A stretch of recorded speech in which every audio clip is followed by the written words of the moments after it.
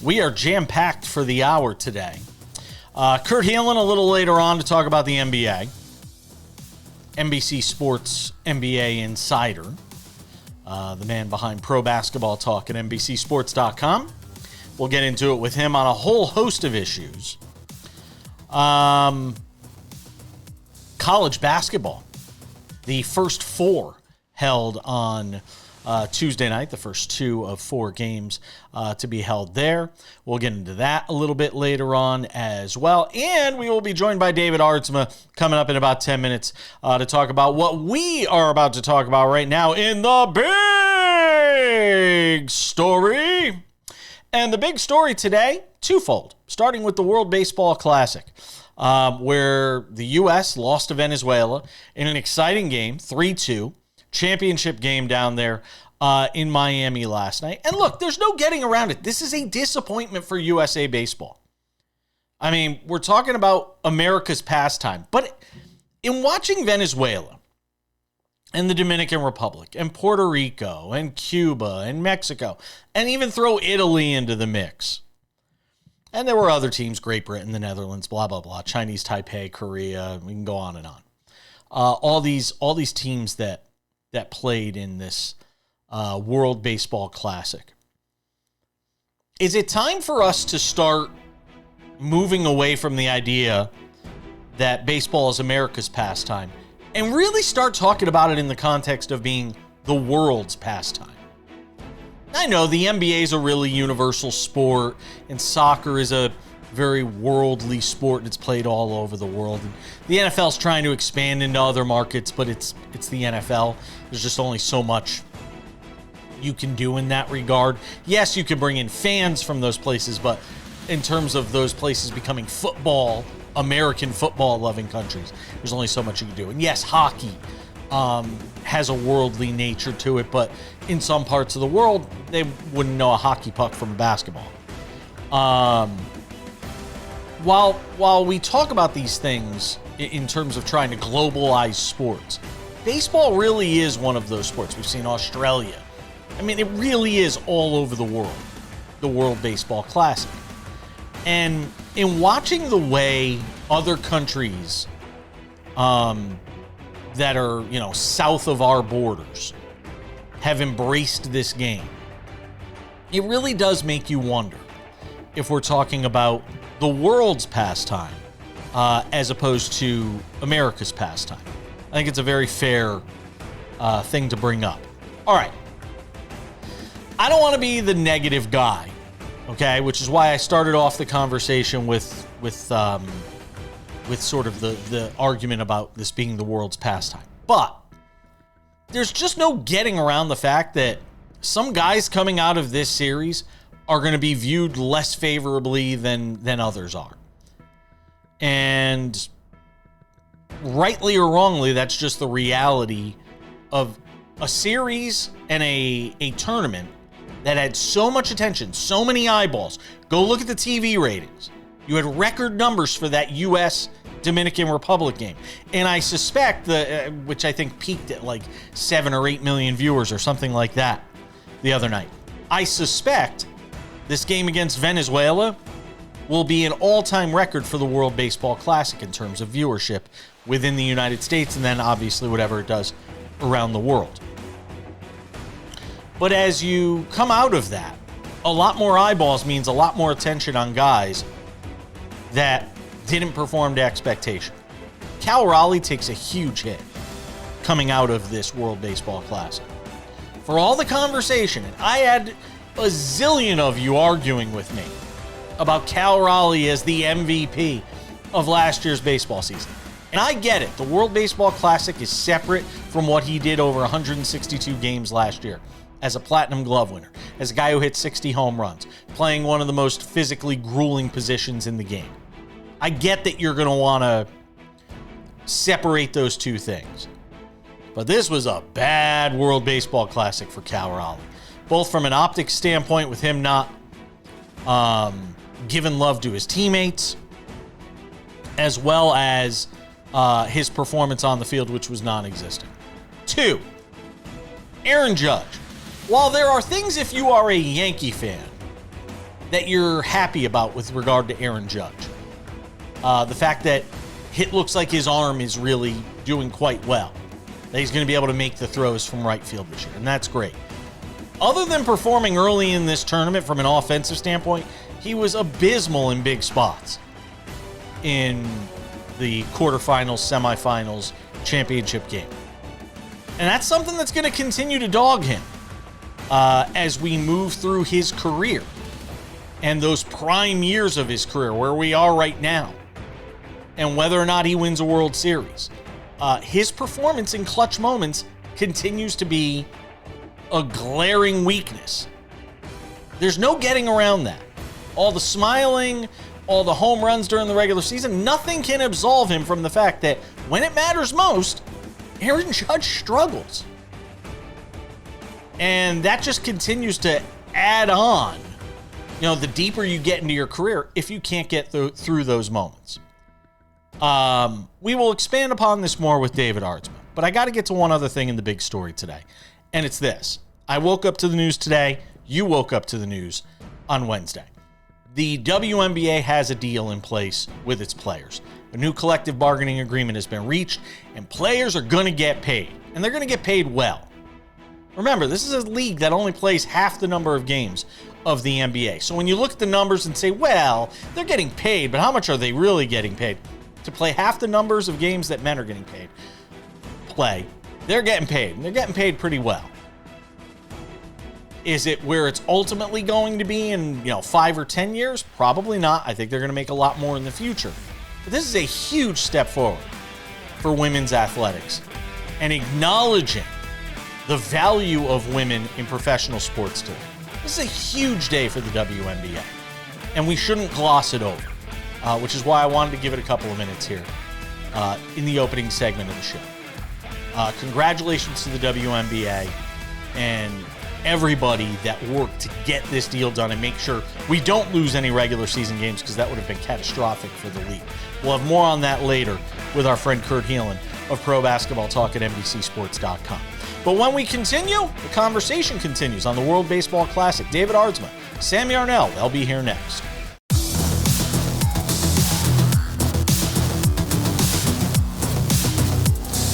Welcome back to the show. You heard me talk about it in the big story. Now let's get the thoughts of, one expert and one guy that wishes he was an expert. How's that? There you go. David Aardsma is the expert. I don't even know which one I am. No, come on. You know. Yes, you do. We both know you wish you were an expert. Exactly. David Aardsma, still recovering from a weekend with the Greek. It's an inside joke. People will never understand. Mykonos? The Greek, man. James the Greek. Who apparently could still bring it even all these years later. So, David Aardsma, former big league reliever and closer, hanging out with us. Everybody heard what I had to say about the World Baseball Classic. I mean, look, it's a disappointment for the U.S. There's no getting around it. But hats off to Venezuela. And I'm just going to sit back and watch Sam gloat, David defend USA baseball, and I'm just going to sit here and watch. So David, start with you. What did you make of what transpired here and how this whole thing ended? Venezuela won that game. Great job. You have to give them the benefit of every discourse we want to talk about Team USA at first and say, hey, they played an incredible baseball game. They've done an incredible job throughout the whole WBC, especially on the pitching side. That bullpen side kept them into every single ball game. And give them the credit. They went through in my opinion, the two of the three best teams in the WBC in Japan and the United States. And if you beat those two teams, doesn't matter what those other two teams are going through, you win it, buddy. Great job. Yeah, I couldn't agree with you more, David. I think that is perfectly put. They did. People are completely discounting because they did. They won a great game yesterday. They ran through a gauntlet to get here. Beating that Japan team took a couple of miracles, and they sure got them. That is an incredibly talented Venezuela team. David, there are two players I really want to hone in on the USA baseball team because you obviously have so much experience playing in the major leagues. You've been around dozens, hundreds of major leaguers in your life, maybe even thousands at this point. And there were some moments throughout this tournament as a whole, right? There were some moments that made you kind of ask some questions about different guys. The guy I want to start with, Cal Raleigh. Obviously, he's at the center of this entire debacle, not shaking hands with his teammates when they come up to bat when they're playing against each other. What do you make of Cal Raleigh, and what do you make of him kind of poo-pooing his relationship with guys who he just went to the ALCS with? I think he was trying to be Mr. USA. That's it. He was trying to bring the energy that we're complaining now that the United States didn't have, that they didn't have a chip on their shoulder, that they didn't have, like, it means more to them. He was trying to bring that, even though in a friendly way and trying to have fun, and his teammates didn't take it bad. You know, they were trying to rile him up. I guarantee you, like, the second time, like, they were trying to rile him. They went purposely there to see if he would do it. But he was trying to be USA versus the world, which is, I'm not friendly, give you knucks at the beginning of the game, and then we complain about it. We want that, and then complain when he does it. Then we say, oh, he's selfish, oh, he's not a teammate, all this stuff. That was what we were asking for, and that's what we're now complaining about. The United States not having enough, a little like oomph, and then we complain about it. We'd bitch and moan when you get what you asked for. If they would have all had that chip on their shoulder and won it all, like, yes, it meant more to them. But then all of a sudden they don't get that, and then we're complaining, and then we're complaining about the Dominican or Venezuela having way more energy and way more into it than us. Like, which one do you want? The bigger problem, the bigger thing to me is that the Cal Raleigh wasn't playing. Like, Cal Raleigh, the number 2 in the MVP, and in my heart, number 1 in the MVP, wasn't catching the important game. Nothing against Smith, nothing against him. He's done an incredible job, World Series champion multiple times over now. Give me the MVP, dude. Give me the guy. And if you're going to die on the sword with your best back there.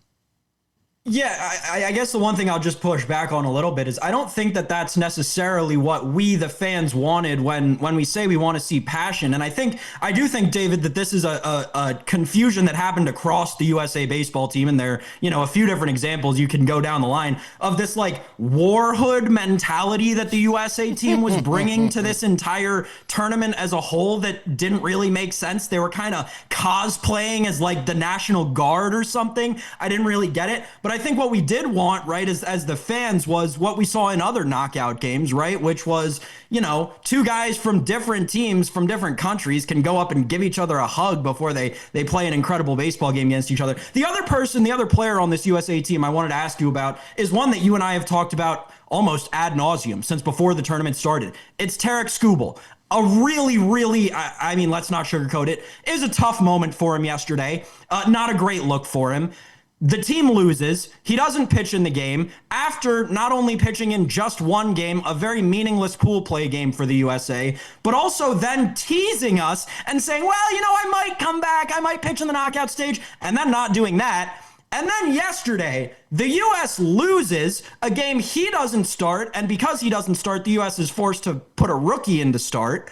And then after the game, again, the U.S. loses, Tarik Skubal is in full uniform, not a hoodie, nothing like that. Full uniform, full button-up, belt, everything, getting a silver medal in line with all of the other guys. What did you make of the roller coaster that was Tarik Skubal barely pitching in this tournament and then lining up with the rest of his teammates, being in person to accept a silver medal in full uniform? Don't mind in full uniform. I have no problem with it. You're on the roster. That's just what you do. It's a weird thing to not be in full uniform if you're on the team. That's just, from a ball player, like, you're still there. You're still on, even if you're not playing. You're still. Cal Raleigh was in full uniform. He didn't play. So you're still there. You're on the roster. We're making more of a deal out of it. The problem is the teaser. You made a decision. You made a decision before this, along with your team, that you were going to pitch one game. Just own it. own it and pitch one game. And now I hope he realizes how much more important it is, and that you can pitch 2 games. If we get in 3 years Tarek Skubal coming out and pitching multiple games, we all win. We all look at this and don't think anything about it. The issue, the bigger issue, I know we're going to hit this at some point, is a disconnection between, is it more important than the World Series? Is it more important than the Olympics? Is it the where are we standing? Because every other team is a united conversation. That representing your team means more than anything. We need to get that connection, and that starts from the top down, and it starts from the leader down. David Aardsma is going to hang out for one more segment. We continue the conversation with him on the World Baseball Classic. Coming out of this WBC, a whole bunch more. Don't go anywhere.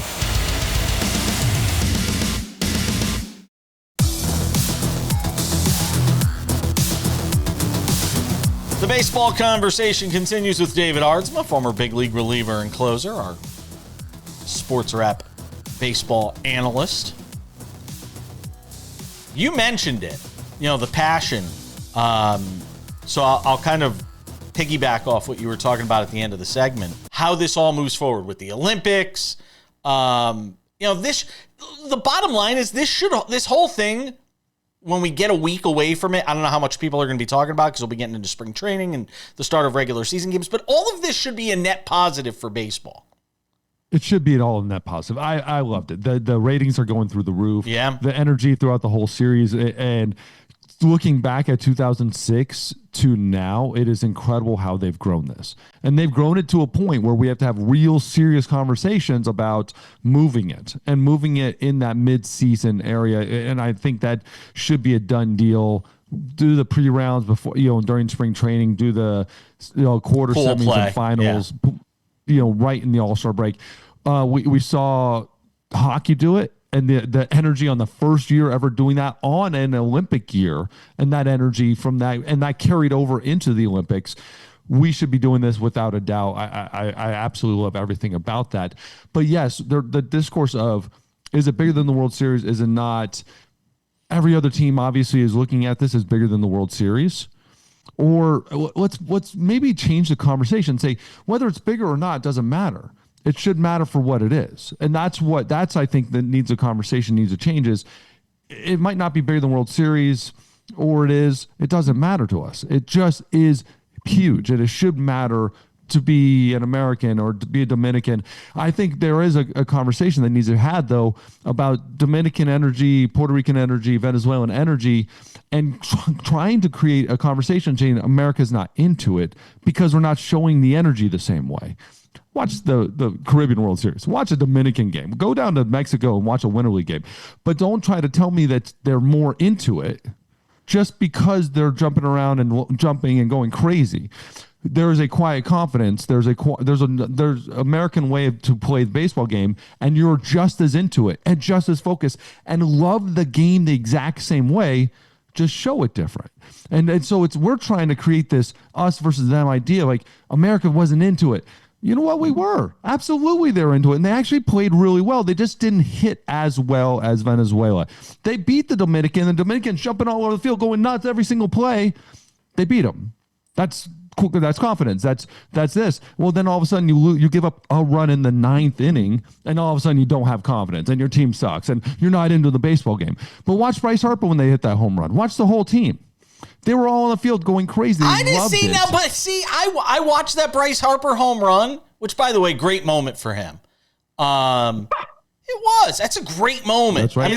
It was just very Bryce Harper to hit the quite literally most meaningful home run of his career, and 10 minutes later have his team completely erase all meaningfulness it had. It was just very Bryce Harper. Hold on. Give up all run. Like you can only do so much.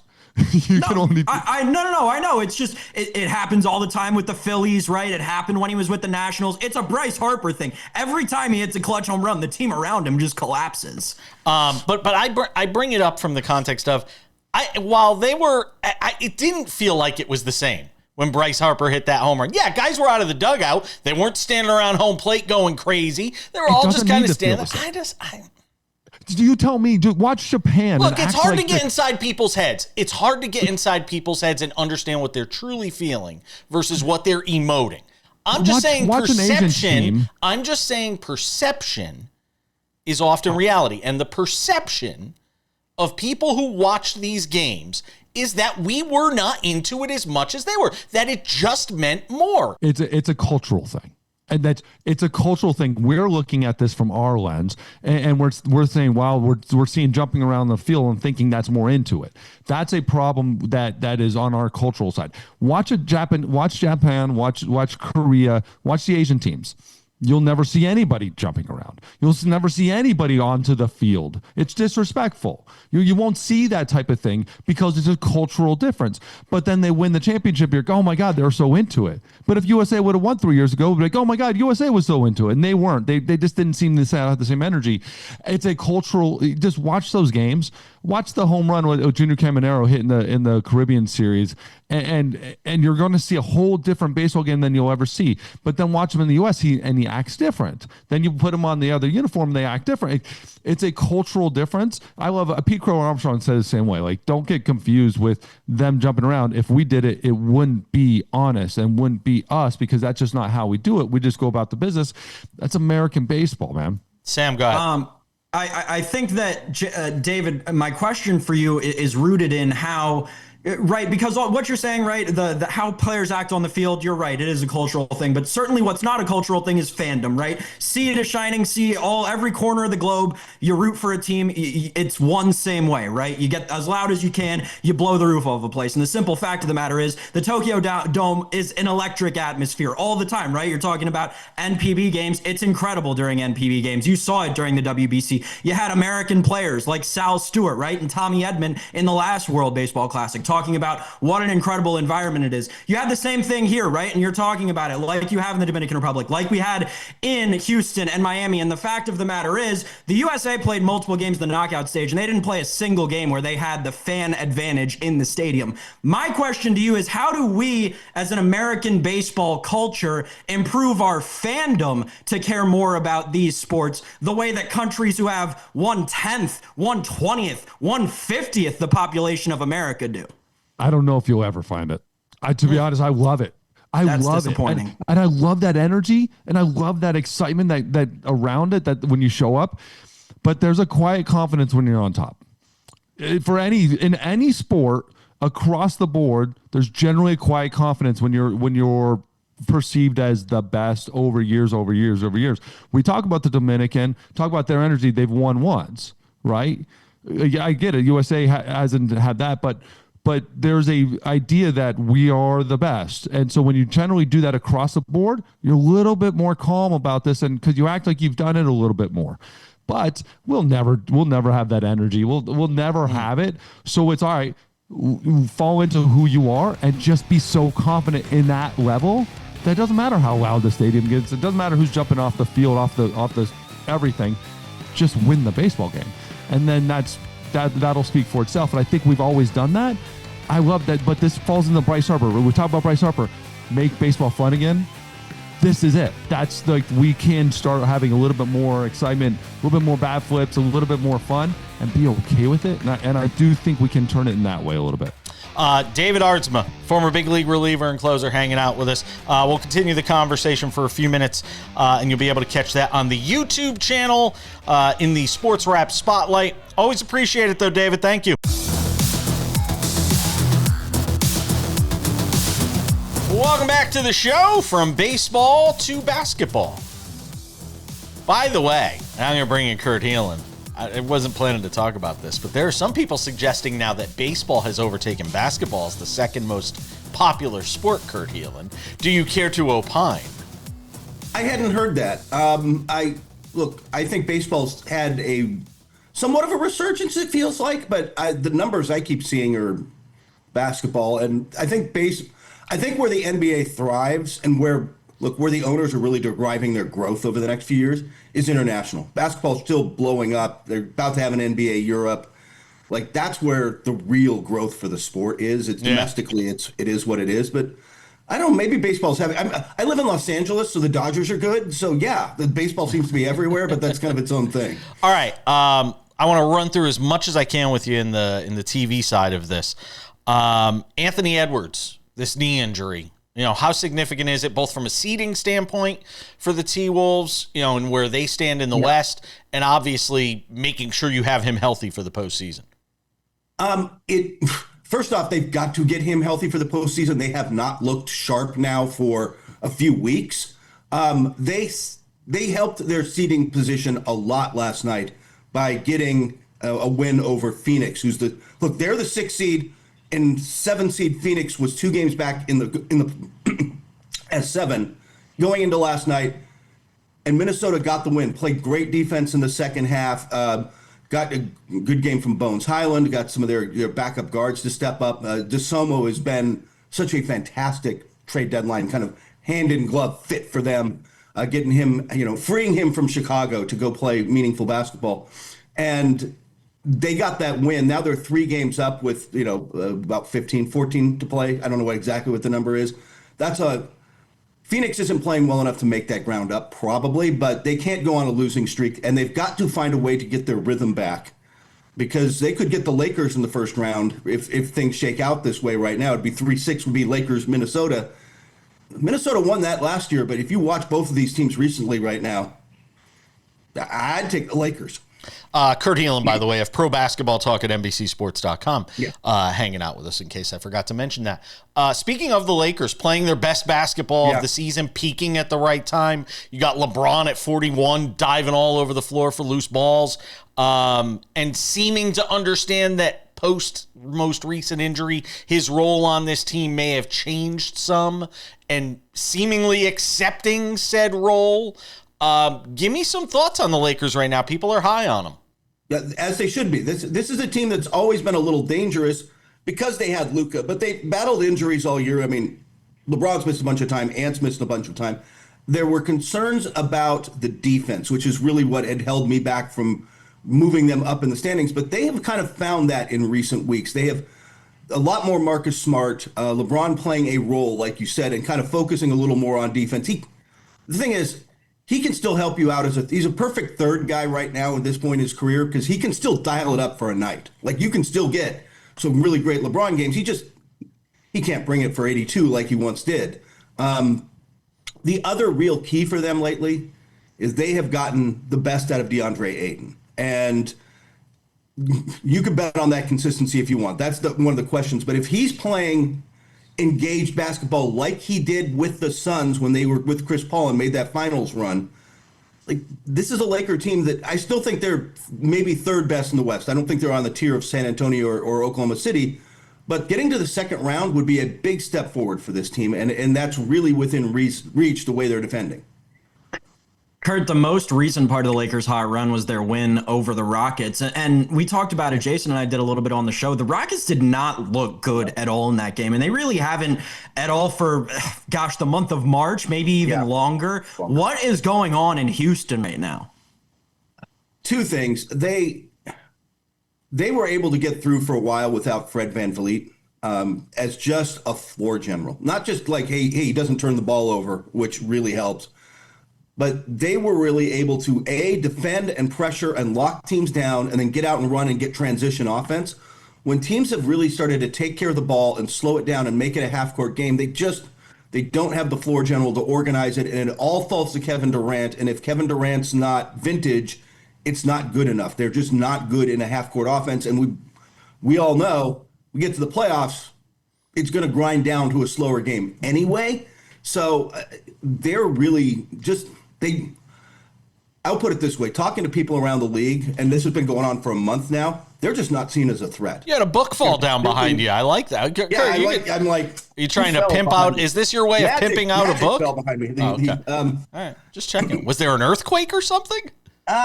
Maybe I didn't feel it. I grew up out here. I don't feel earthquakes under 6. So, you get them. With Houston, they really need to take a look in the offseason at how to restructure the offense a little and they've got all the talent. They've got enough talent, but it isn't defending they aren't defending well enough as a team. And around the league for a month and a half now, nobody's seen them as a contender. Nobody thinks they're a real threat in the postseason. Is it a coaching issue? Is it an Ime Udoka issue? I don't think they're there yet. But players are not. They don't seem to be responding to him quite the same way. But I don't know if it's time to go in and change again. I think if you get Fred VanVleet back, you get a more mature Amen Thompson.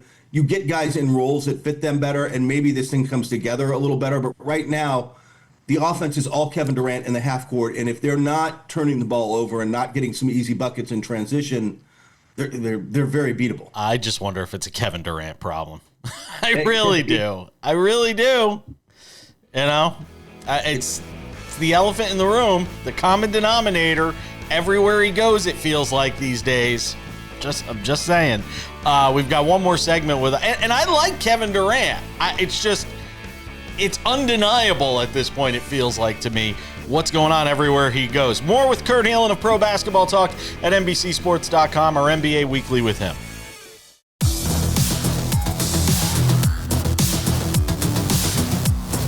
Our NBA Weekly with Kurt Heelan of Pro Basketball Talk at NBCSports.com. Continuing. He's put his set back together over there. Books falling down. It's like a poltergeist in his house or something, knocking books over. I just assume it's the cats until proven otherwise. That's all their fault. So look, you and I have talked on air, off air about this expansion stuff. I had even talked to people out here in Vegas who didn't even think the Vegas thing was as close to happening as it now apparently is. Yeah. I mean, it's March of 2026. They're talking about an NBA team starting play here for the season of 28-29. How surprised were you that this sort of sprung up and it feels like we're on the verge of NBA expansion in a couple of years? It moved really much more quickly than I think a lot of people expected. Adam was pumping the brakes as recently as the All-Star game when he did his media tour, media availability. He said, we are going to talk about it at the governor's meeting in March. We are not going to vote on it. And between then and now, they're going to vote on it. Like a month later, they're like, no, we're voting. We're voting, which means, look, Adam Silver's a smart guy. He counted the votes. There's a vote now because he has the votes, because there is momentum to do this now. The numbers have gotten big enough where you're talking. Again, they're using broad enough stroke numbers, 7 to 10 million for the expansion fee. You look at it this way: if it's 7.5 per team, just keep it on the low end. That's 15 for two teams. That's a $500 million check to each owner that they do not have to share with the players. And every one of them will do some sort of, well, we're going to build a new practice facility for $100 million. Like they're going to do something. They're going to do some sort of upgrade with 100, 200 million of that and slide the rest in their pocket. So it's going to be, the numbers got to the point where they were willing to give up the equity to do it. And once he did that, he's ready to move fast. They're poised. There's a lot to do because it's got to be an expansion draft and all that. And eventually in Vegas, I imagine they're going to start at T-Mobile if they're going to start that soon. But the plan has always been to build a brand new arena as part of a resort combo down the strip somewhere. Yeah. So because there isn't already 15 arenas in the city of Las Vegas. We need that many. We need one more. Go ahead, Sam. Kurt, the other expansion team in Seattle, someone postulated this yesterday, and I've got to run it by you. We talked so much, as we did in the last segment, about Kevin Durant not fitting in seemingly everywhere he goes at this point, right? Burn the bridge with the Thunder, burn the bridge with the Warriors. Now you see what's going on in Houston. The one fan base that never stopped liking Kevin Durant was Seattle. Does he go back there as part of the expansion? That's a really good question, because what will happen with the expansion draft? What happens every time? What happened before, and it happens in other sports. You have to protect, 8 players, 9 players, whatever the number ends up being, right? How many players you can protect. A lot of teams will say, if we've got a really expensive veteran at the end of his career, a Kevin Durant, LeBron James guy, we're not going to protect him because they're not going to take him. Could Durant be the exception in Seattle where they're like, yeah, we'll bring him back for a year or two? I don't know. I don't think they do it unless he wanted to do it, but he might be open to it for a year. It'd be a great full circle moment, because I love that as the expansion talk came up, everybody pulled up the pictures of Kevin Durant in Seattle. Yeah. His deal of Supersonics gear for years, first couple of years. That it'd be fun to see. It'd be interesting. I think it's the one place that, by the way, they are going to put restrictions on them. They're not going to be able to get top draft picks for a couple of years. There's going to be, they're not even going to get full revenue shares for a couple of years. It's going to be hard for those teams to build quickly. It is not going to be the Golden Knights. I think of Andres Galarraga. You know, when the Rockies launched, Andres Galarraga was one of those kinds of guys there in Colorado. Will they be the Sonics? Yes. In fact, part of the move to Seattle, part of move to Oklahoma City was they could not take the logo. Okay. They could take and the imaging. They could not bring any of it. They have the team records technically, right? But if the deal was if the Sonics ever came back, okay. They even get the record books back. Okay, that's what I want, and yeah, Sam's thrilled about that. That was the first thing on his mind. In the last 2 minutes, this WNBA collective bargaining deal, obviously a huge deal. Lots more money going to the players. What's your big takeaway for sort of the top line view on it? I think there's one thing for people to grasp how big a change this is. Last year, the max salary any player could get from the WNBA, Clark, whoever, name your big star. Yeah. $250,000. Next season, the minimum salary is going to be a little over $300,000. Wow. It is going to be that kind of leap for them. But the real key for them, and they didn't get the number they ultimately wanted, but they got a piece of revenue sharing. It's just a hair below 20%, I believe. If they're close to 20% of revenue sharing, again, that's not close to what some of the other leagues have, but it's revenue sharing for a league growing crazy fast. And that's huge for them. They needed to get a share of that and get a piece of the pie. So as this league grows, they get some of the money. That's the big deal for them. That's the big takeaway. This was, at this point, as good a deal, I think, as they were going to be able to get. And it gets them, man, if the average league salary jumps to $600,000, which it's supposed to under this deal, that's now you're talking at least fair, reasonable money for the best players in the world to ply their craft. And you know what? At the end of the day now, they don't have to, a lot of these players won't have to go play in other leagues. Right. They won't have to go play overseas. You will now have that option. You will see some players, especially I think at the lower end, still do that.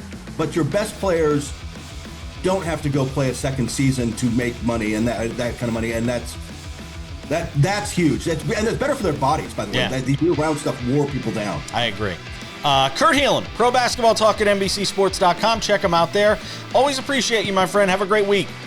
You too, sir.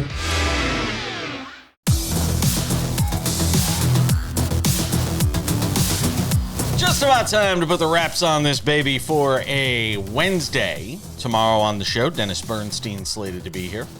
Talk about some hockey. Couple of reminders before we go. If you haven't done so yet, make sure to subscribe to the Sports Wrap with Jason Page podcast, available on all your favorite podcasting platforms. Spotify, Apple Podcasts, YouTube Podcasts, iHeartRadio, TuneIn, Odyssey, Amazon. Anywhere you get a podcast, you can listen to this show.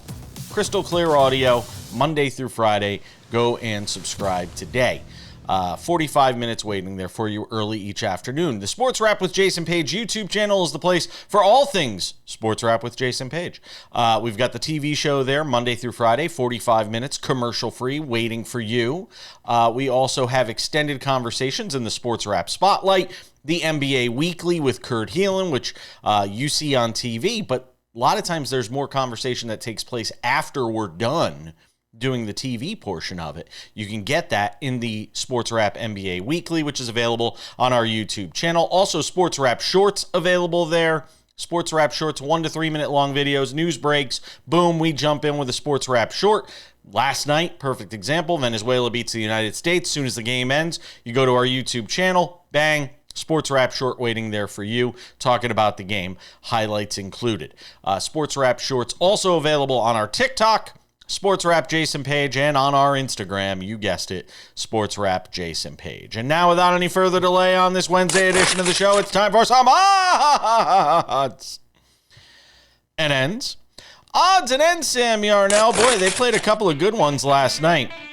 in the NCAA tournament's first 4. Good to hear Dick Vitale, by the way. And you know what? For all you party poopers out there that are talking about, I couldn't stand hearing Charles Barkley and Dick Vitale trip all over each other. Dick Vitale's been doing the NCAA basketball games for 1,000 years. Let the guy call a game before, his time on this earth is done, for crying out loud. Sometimes people are just looking for reasons to be angry about something, Sam. Drives me bonkers. Sorry. Had to get that off my chest. Congratulations to Howard. They win their first NCAA tournament game. They beat UMBC. Were able to hold them off. And Trayvon Mark, wow. The game-winning bucket, bailing out Sean Miller in Texas after they were throwing up all over themselves late in that game, Sam Yarnell, as Texas moves on with a win over NC State. Yeah, Jason, couple of great basketball games, just like we said with Bill Bender on Monday, right? The first 4 always overlooked by everybody, and you almost always end up getting really good basketball, as you did in both games last night and as you hope to get in both games tonight. On the Texas side of things, obviously, miracle play. They should have gotten a technical foul right after. I think everybody can admit that. You saw the coach run right on the floor, the assistant coach, to which Sean Miller looked like he was about to punch the guy in the face, but it should have been a technical foul on Texas. I think we can all pretty much admit that, and I do think there were a couple of fouls against North Carolina State on the very last play, but neither here nor there. I'm with you. I didn't understand all the online discourse about Barkley and Vitale. I didn't get it. I mean, maybe I'm naive to it all, or maybe I'm too young for whatever, but I don't know. Those guys remind me of who I grew up watching call college basketball games. Yeah. It was awesome. I enjoyed it. On the Howard side of things, great to see an HBCU from the DC area make their way to March Madness, make their way with a win in March Madness. It'll be very exciting to see if they can put up a fight against Michigan, Jason. Wasn't Kamala Harris a Howard? Wasn't she a Howard grad? I thought she was. I don't know. Maybe. I have a feeling she's probably smiling somewhere. Very famous, very famous alumni from Howard University. There you go. J.C. Treader, your new NFL Players Association executive director. Sam, didn't he already work for the Players Association? How does this happen? We talked about unmitigated disasters earlier in the show with David Aardsma. The NFLPA is turning into an unmitigated disaster itself. This is the guy, if that name sounded familiar when you got that notification last night. Yeah, Pablo Torre found out about that guy a few months back. There's nothing good going on in the NFLPA right now. It'll be very interesting to talk to Nick Ferguson down the line, because it's starting to feel like there was a coup that was raised within the NFLPA to get Lloyd Howell out and to get this new regime in, and J.C. Treader is kind of the last straw in all of that. So I'm very interested to see where the entire NFLPA goes. It's 100% a corrupt organization at this point. Yeah, I was like, wasn't he already there and part of the problem? And now we're going to make him part of the solution? I don't understand. I don't know why I'm talking that way either. Devon Achane apparently will be the only thing not traded out of Miami. Broncos, after they get Jalen Waddle yesterday, which we didn't get a chance to talk about, but Jalen Waddle goes to the Broncos from the Dolphins, but the Dolphins say they're not going to get rid of Achane, Sam. You know where we did talk about it, Jason? SportsWrap Shorts. That's right. You and I got to go check out the YouTube channel if you want all the up-to-date news. Jason and I always breaking down the biggest, best, hottest stories in sports. It is very interesting to see that they're not going to trade Devon Achane, because Jason, I'd argue that he's the guy who could bring back, I don't think it's a hard argument to make. He's the guy who would bring back the most in terms of capital that you want for the rebuild. So a little bit of a questionable decision, but he's so talented, Jason. You can't fault an organization. Even if they're as increpid as Miami, you can't fault an organization for wanting to ride out that talent and rebuild around him. Increpid?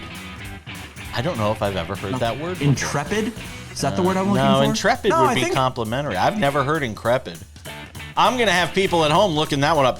I assume it's spelled INCREPID, if it's even a word. Wow. We're finishing strong today with words like increpid. I don't know. Resolutely fearless, courageous, and enduring. So that's not what I meant, but that's what the Miami Dolphins are in making this move. Thanks to Kurt Heelan and David Aardsma. We'll see you all tomorrow. Hi there. I'm Jason Page. You like what you're watching? Subscribe. We've got SportsWrap shorts on this channel. We've got the show. We've got clips from the show. What else do you have to do? You probably follow a lot of other things that aren't half as exciting. They're not half as exciting as this show is. So what are you waiting for? Click the subscribe button, follow the channel, watch the content. Bye.